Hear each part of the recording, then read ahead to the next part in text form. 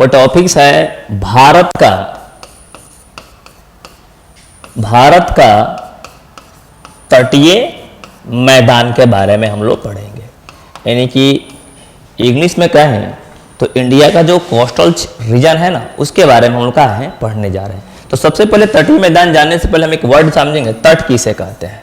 देखिएगा, तट का मतलब होता है ऐसा भूभाग जहां पर वाटर मतलब कि जल और स्थल दोनों का होते हैं, आकर मिलते हैं, उसी को हम लोग क्या कहते हैं, तट कहते हैं। जैसे कि मान के चलिए भारत के 3 हिस्सों में क्या है, तट है, लेकिन यहाँ पर 2 हिस्से मेन रूप से जानते हैं।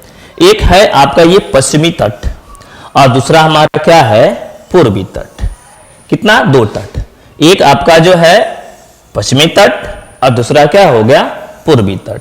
बात अगर पश्चिमी तट का करें तो ये अरब सागर के क्या है, समीप क्या है, स्थित है। तो जो तट अरब सागर की तरफ है उसको हम लोग पश्चिमी तट कहते हैं, और जो तट बंगाल के खाड़ी की तरफ है उससे हम लोग क्या कहते हैं, पूर्वी तट के नाम से जानते हैं।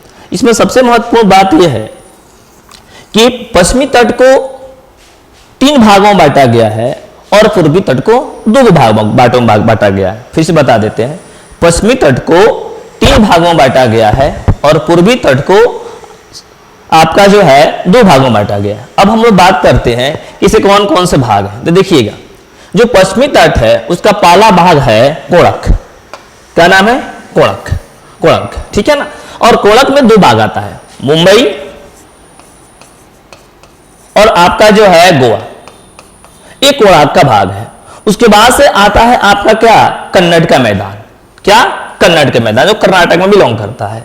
और तीसरा भाग आता है मलाबार तट, जिसको हम लोग जो है केरल के तट के नाम से भी जानते हैं। तो देखिए 3 हिस्सा है पश्चिमी तट का, जो अरब सागर की तरफ क्या स्थित है, कोणक, कन्नड़ और क्या, मलाबार तट। ये 3 हिस्सा है। अगर हम लोग बंगाल की खाड़ी तरफ चलते हैं, मतलब अगर हम लोग पूर्वी तट की तरफ चलते हैं, इसका 2 हिस्सा है। जो सबसे दक्षिण में हिस्सा स्थित है इसको कहते हैं कोरोमंडल तट। क्या कहते हैं, कोरोमंडल तट। और जो बिल्कुल उत्तर में स्थित है उससे कहते हैं उत्तरी सरकार। बता देते हैं, यानी कि पश्चिम के 3 हिस्सा हुआ और पूरब का 2 हिस्सा हुआ। तो पूरब का जो 2 हिस्सा है उसके 2 पार्ट हो गए, उत्तरी और क्या, दक्षिणी। तो जो दक्षिण में स्थित है वो हो गया कोरोमंडल तट, और जो उत्तर में स्थित है उसको कहते हैं उत्तरी सरकार। ठीक है ना। अब थोड़ा सा हम लोग और चर्चा कर लेते हैं, किधर, पश्चिम के बारे में। देखिएगा, अगर हम लोग पश्चिम के बारे में हम लोग जानते हैं तो कि ये पश्चिम और पूरब की बात करते हैं, तो चलिए क्या है, पठारी क्षेत्र है। पहले भी पढ़ चुके हैं कि ये जो भी शेप का दिखाई देता है या ट्रेंगुलर शेप का दिखाई देता है, ये हमारा क्या है, आपका जो है पठारी क्षेत्र है। ठीक है ना। तो हम जानते हैं पश्चिम वाला भाग क्या है, ज्यादा हाइट पर है, और पूरब वाला भाग क्या है, कम हाइट पर है। ठीक है ना। हम लोग यहाँ पे एक भी और भी बात जानते हैं कि जो हमारा महानदी है और ये जो आपका गोदावरी नदी है, तो महानदी और गोदावरी नदी के बीच का जो भाग है उसी को उत्तरी सरकार के नाम से हम लोग जानते हैं। ठीक है ना।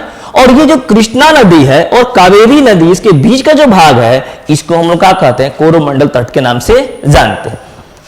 हम ये भी जानते हैं कि महानदी, गोदावरी, कृष्णा और कावेरी, ये 4 नदियां जो क्या करती है, डेल्टा बनाने का काम करती है। उसके बाद से अगर हम लोग आपको जो पूर्वी तट की बात करें तो पूर्वी तट का जो सबसे ऊंचा पर्वत है वो महेंद्रगिरी है, जिसकी ऊंचाई क्या है, 1501 मीटर है। और हम ये भी कह सकते हैं कि पूर्वी तट में बहुत महत्वपूर्ण क्या है, नदियां हैं, जिनका क्या नाम है, महानदी, गोदावरी, कृष्णा और क्या, कावेरी। ओके।